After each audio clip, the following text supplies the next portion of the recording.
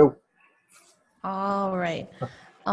So just want to take a little bit of time to go over any questions people have on the text adventure game and solidify a few of the topics we've been using but maybe haven't formally defined so far. Before I do that, just a note while we're all thinking about them, please make sure that you are actually taking the time to go and do the code challenges. I know some people are doing an awesome job of staying on top of this, and it sounds like maybe some people had kind of fallen out of the habit towards the end of the web development part of the course. So just make sure that you're taking the time to try those. If you try some of them and you're not passing the test cases, feel free to go ahead and just submit what you have, especially if you do that at least a couple of hours before class time. I'm definitely more than happy to go and take a look at what you have and give you feedback to kind of point you in the right direction on those. So it's a lot better to try and maybe fail on some of them and get some feedback as opposed to just waiting for the solution lecture. Both me and your PMs are more than happy to help you out as you're working on those. And I've heard that Patrick has some really long lectures in store for classes that do not stay on top of those that we want to try to avoid. So just make sure that you're staying on top of those. All right, so I'm going to go ahead and share my screen. Okay, so as we're working on this text adventure game, kind of the point, what we're trying to practice as we do this, in addition to just getting more comfortable with Python, some of the things that you should hopefully walk away from this understanding a little bit better are some of the concepts related to object-oriented design, object-oriented programming. So all of these things, you've been using all of them. You may or may not have seen some of these terms already in JavaScript, but I just want to walk through them super quickly and make sure that we know what all of them are. So as we've been writing these classes, there's a few main parts that all classes have, okay? So as we're writing classes in Python, you have fields, right? So these are, you might hear these referred to as attributes or instance variables, depending on the language that you're using. But these are all the different, you can kind of think of them as the adjectives that describe the objects that we're modeling. So like, for example, I have a player, some adjectives that I can use to describe my player. A player has a room, a player has some items, okay? And similarly with the room class, a room has a name, a room has a description, okay? So these are our fields or our attributes. Classes, the other big component that you see in classes are methods. So these are functions that belong to a specific class. You can only use them on objects of that class. So for example, last night we had the suggestion, hey, if you want to see all the items, display all the items that exist within a room, you could write a method called viewItems that prints those all out really nicely and formats them all well. So this would be an example of a class method. I can only call viewItems if I've created a room. I can't just call viewItems all by itself because it depends on a room to actually work, okay? What are some other methods that classes have that you've written?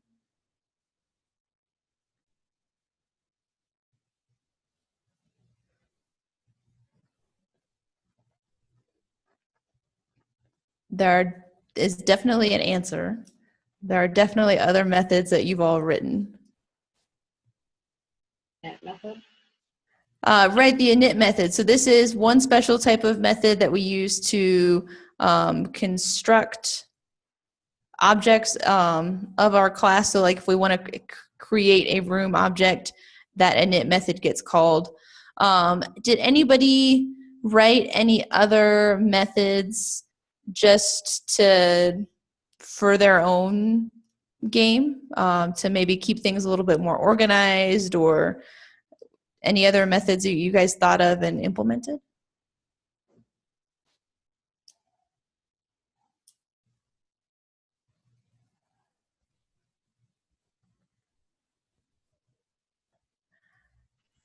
Same as you, I did a view items for each, for room and for player. Yeah, so so writing like a method that displays some or all of the state information or the fields for that particular class is something that's really common to do.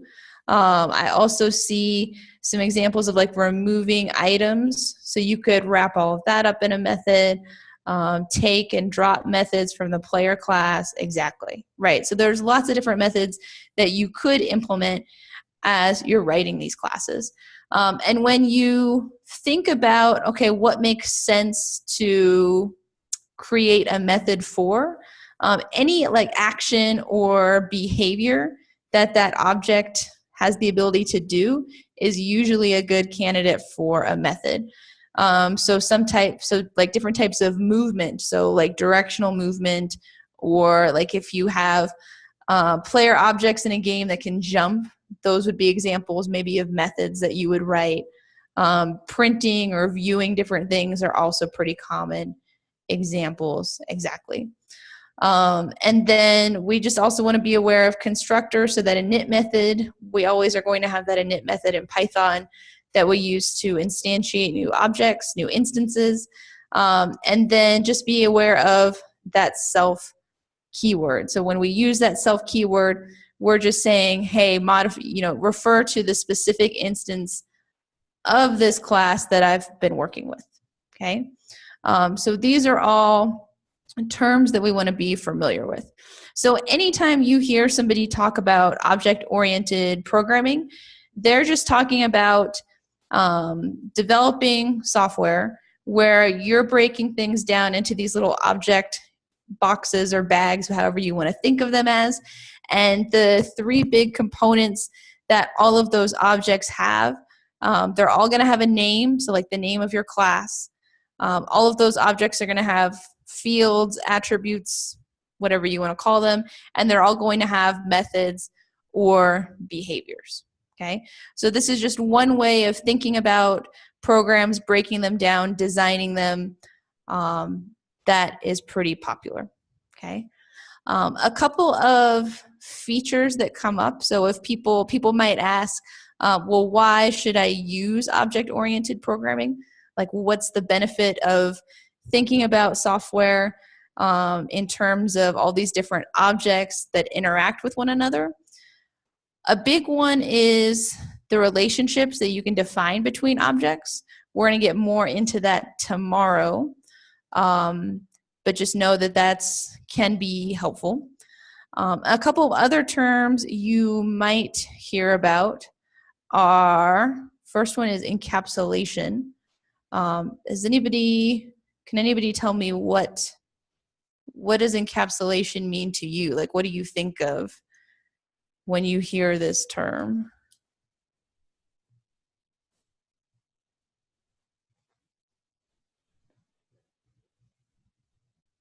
Bound, I like that, yeah. So things are bound together, they're grouped together. You could think of them, yeah, they're kind of all put in a black box together. Although I would maybe just generalize they're put in a box. It could be a black box, it could be a white box. So when we say that we're encapsulating all this information, we're basically just linking the state information and all of the methods that go with that state information. So one of the nice features about object-oriented programming we create objects. They have all these different fields or attributes. They have all these different behaviors and methods, and all of those are very directly linked to one another. And also, other objects that are unrelated don't have direct access to those variables or methods, so they can't go in and break things. So that's one of the downsides of some other programming paradigms, is you might have multiple objects, they all have access to the same data, and things can get a little messy. Right. So if we have things encapsulated, then we're providing a level of protection from outside sources being able to break things. Absolutely. Okay. So if people talk about encapsulation and object-oriented programming, that's all that they're really saying is, with object-oriented programming, we're grouping things together nicely in a way that protects them. What do you mean about how it works under the hood? Is it like prototype? I would have to let me look into that after the Q&A, and I'll post something in the channel. Because off the top of my head, I'm not sure how similar they are. Hopefully nothing. Are you guys not a fan of prototypes in Java or in JavaScript? It's all, yeah. So I think I want to say that's not exactly the same, but let me go and double check on the specific differences.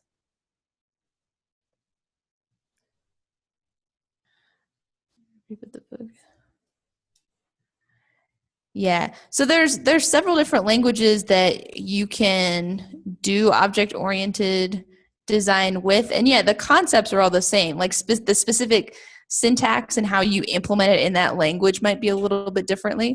But yeah, if you find a good book or article that talks about the concepts, yeah, you can just ignore any language-specific references, and all the rest of it's the same.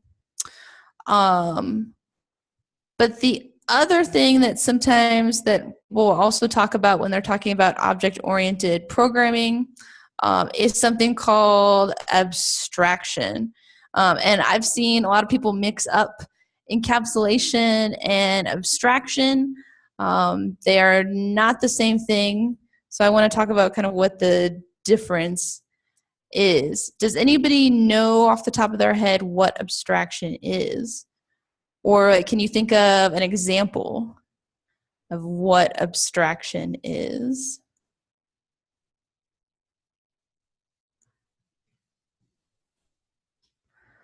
So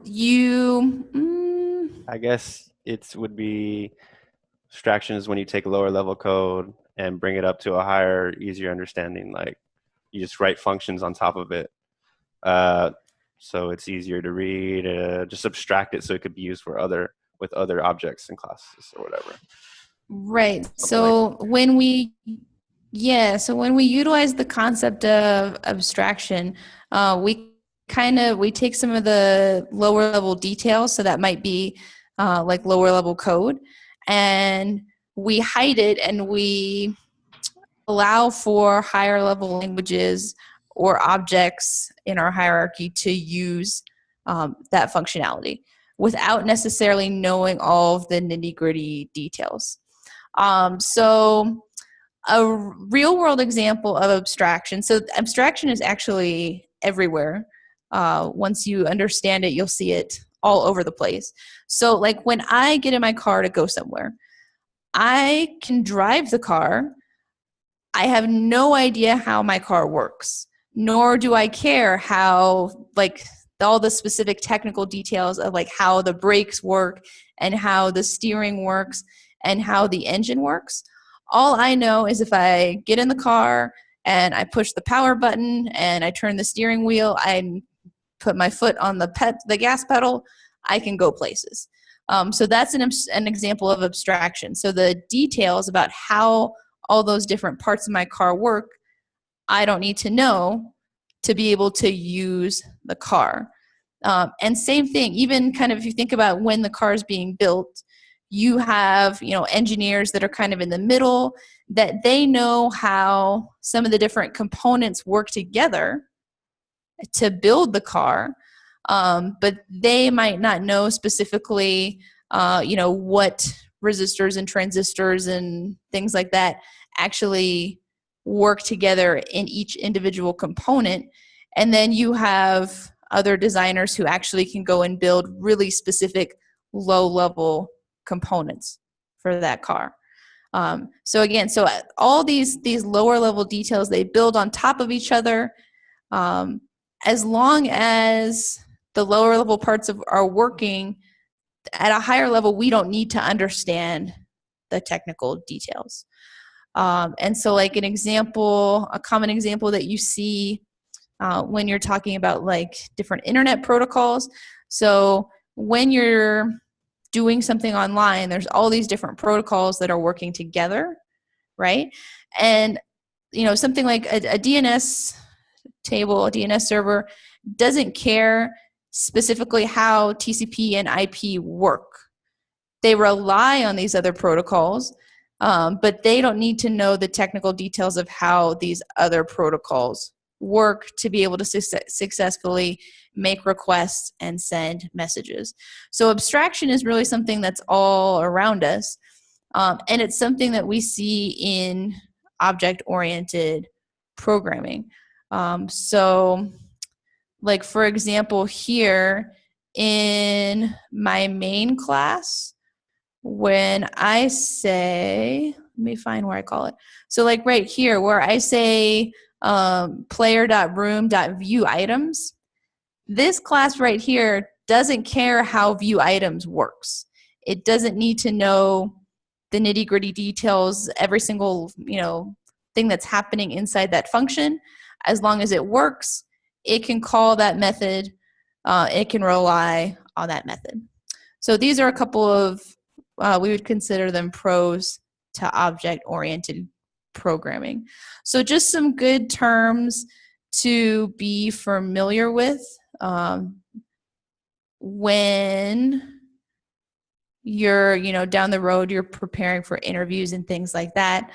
You want to know all the different elements that make up a class, how they work together, and be able to talk about some of these features of object-oriented design.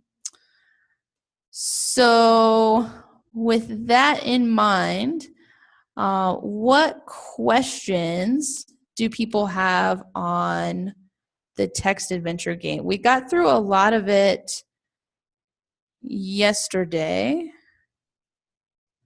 The main thing that people still needed to implement was,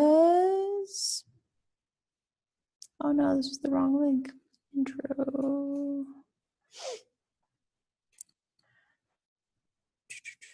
So the main thing that we still had to implement individually was dropping items.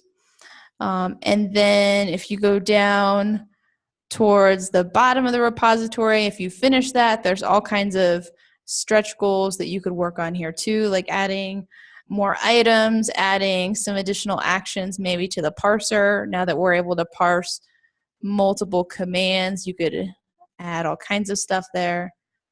There's some other ideas here as well. But did anyone have questions on how to get all the day 3 stuff finished?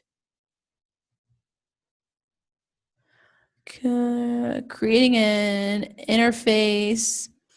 Andrew, are you asking like how to create an interface that hides messy internals, or are you talking about that as an example of abstraction? No, I was answering earlier. Okay. Sorry, I missed that. But yeah, so that would be potentially another way you could implement abstraction. Yeah. Yeah. So abstract classes and interfaces go together quite frequently.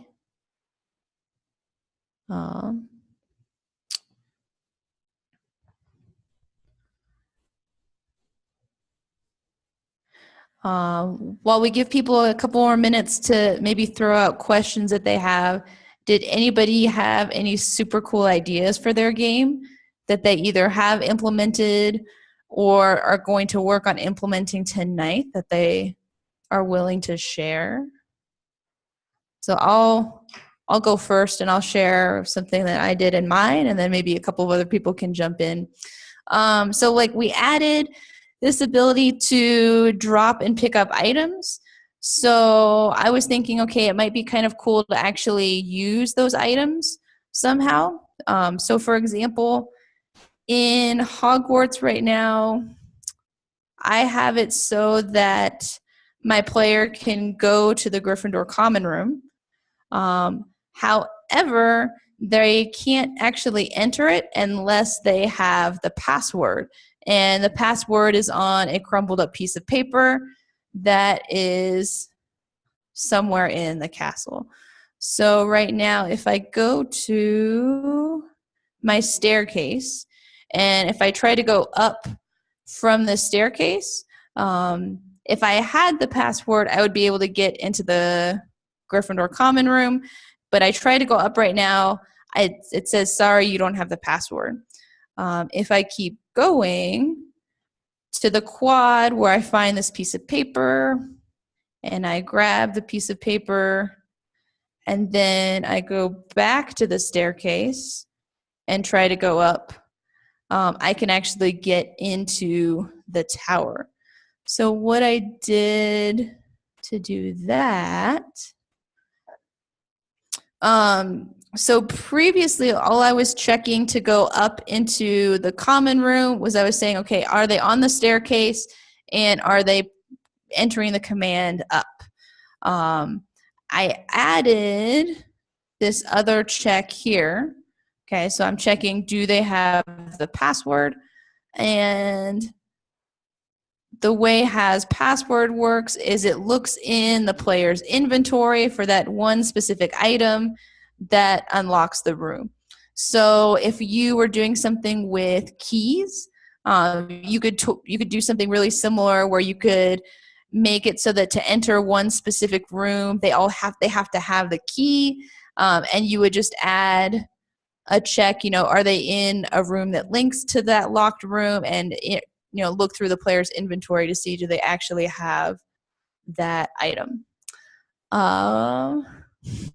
Yeah, it was probably Neville that left it lying around. I think he's the only one that writes it down. A fight against a monster. So, I think there's probably several ways that you could go about that. You would have to decide, is the monster always going to be in the same room? Or you could maybe use random integers to spawn the monster in a room that you enter sometimes so that the monster won't always be in the same place. I like the idea of, so maybe you create a monster object. One of the attributes that monster has is hit points. A random ghost that could go through walls. Yeah. Something like that. And then maybe you have a command that attacks, or maybe you have to have a special item in your inventory to actually be able to attack the monster. So you could maybe do, maybe you have to pick up a sword before you can attack the monster. So maybe there is an attack command, but you have to have the sword first.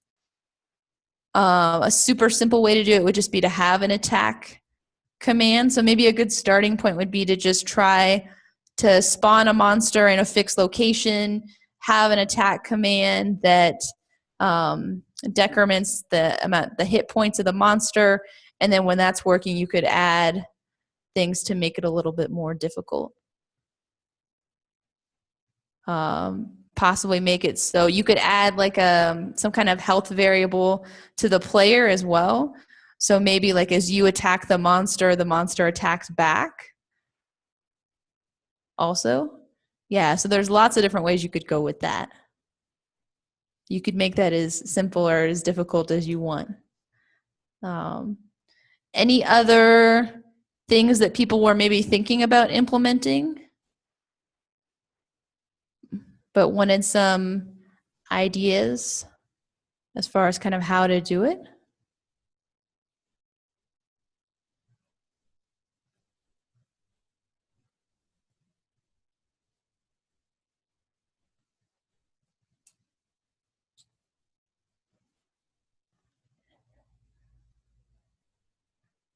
No, maybe.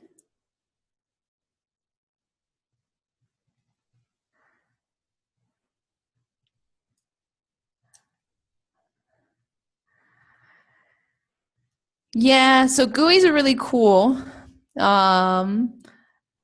But primarily we're sticking with text-based, a text-based game just for simplicity's sake. Trying to focus on some of the Python fundamentals in class design, object-oriented design, before we also throw some of that stuff at you too. But if you were really curious and wanted to, well, that might be a really big stretch goal. If you wanted to look into GUIs, it would definitely be worthwhile, I think. But it would take a little while. All right. I'm not seeing any other questions pop up, so I think I'll go ahead and let you guys go and work on finishing those up, and then I believe we've got stand up at the end of class today. Yes, PMs? Yep. Yeah. All right. So you've got about an hour and a half or so to keep working, and then check in for those. And again, so if you come up with anything as you're working, please don't hesitate to ping one of us, and we'd be more than happy to help. All right. Thank you so much.